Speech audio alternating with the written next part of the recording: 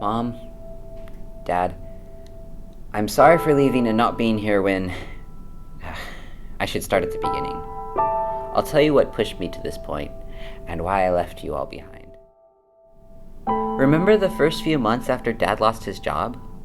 Both of you began to argue and then lash out at me and my brother. And then we had to move. I thought the whole world was going to end. In a way, it did. After the move, every day slowly dragged all feeling out of me. It seemed I was always alone. I was an outsider. You don't start high school mid-semester and expect to find friends or to be accepted. I wasn't. At first it hurt, but then I got used to my own company. Then it didn't matter anymore. For the longest time, I just lived in a halfway world, halfway between human and wasted space. 4 times during the same week, I decided to run away. I never got further than the school before realizing I could never pull it off. In spite of this, I started collecting essentials in a pack if an opportunity ever presented itself.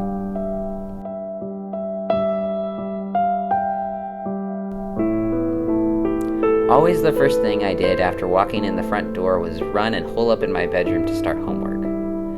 It went on forever, and eventually I didn't even notice anymore. One time, Mom interrupted me during homework. She was obviously stressed and told me to do something other than sit inside all day. Go make friends, but for goodness sake, get out of the house.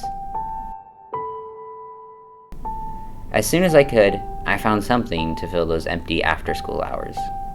No longer was I going to spend time at home getting lost in the crossfire and suffering from it.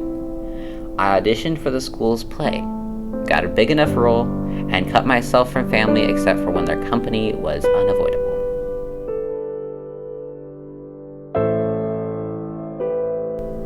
For months, I rehearsed and stuck it out in that unfamiliar situation. I didn't complain, and neither did you. I was out of the house and out from underfoot. And then you both promised to come to the show, and I thought maybe now, after all the hurt, everything would resolve itself. How wrong I was.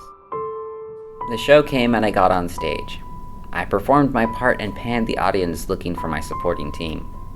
I had to exit and was worried that maybe I had missed your faces in the crowd. Every scene I had, I searched. After the show, I had to admit to myself that somehow you had forgotten. When I got home that evening, both of you were apathetic to having missed the show. Later, though, I heard you arguing over it long into the night. That was the last straw that finally buried me. I decided to follow through on running away. I left a message I had written in the heat of the moment.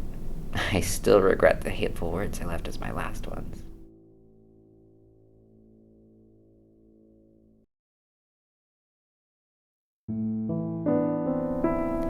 I walked south for a couple of days. I felt like I was constantly looking behind my back. I worried I'd be found and made to go back. Eventually, I made it to a smaller suburban town. I decided this was as good a place as any. After sleeping on the streets for a week and having eaten through my supplies, I knew I needed to get some work. By the next week, I was shelving groceries. I had only been working there for a couple of days when one of my coworkers approached me and introduced herself as January.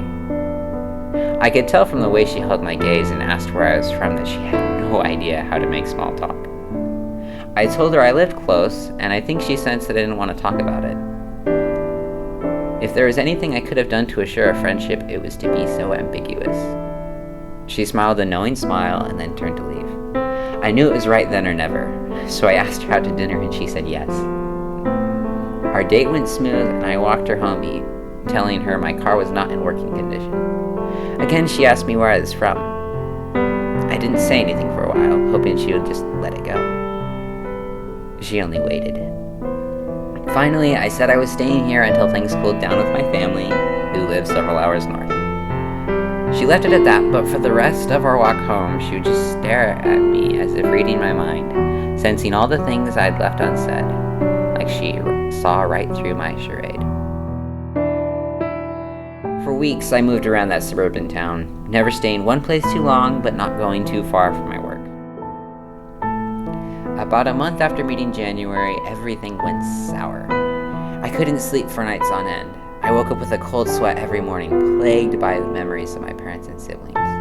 All the people I had left behind in anger, with nothing but harsh words and stinging silences to remember me by. I told myself over and over that if I just kept working, just let time do the forgetting, that everything would work out. 2 months passed and I couldn't drag myself to work anymore.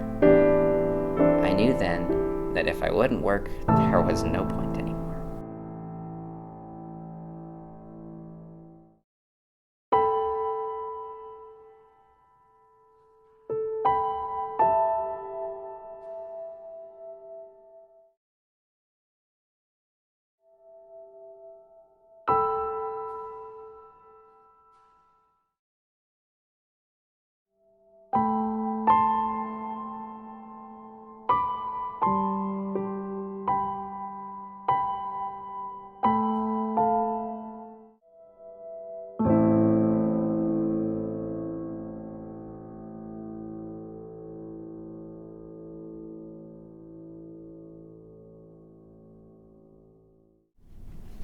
Thank you.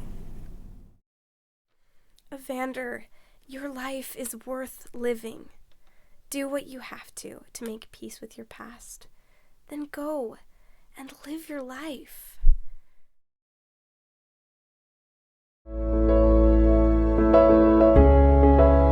I don't think I walked the entire time I traveled home. I didn't sleep at night either, just constant travel. Finally, my head and heart were focused on the same thing. I was elated.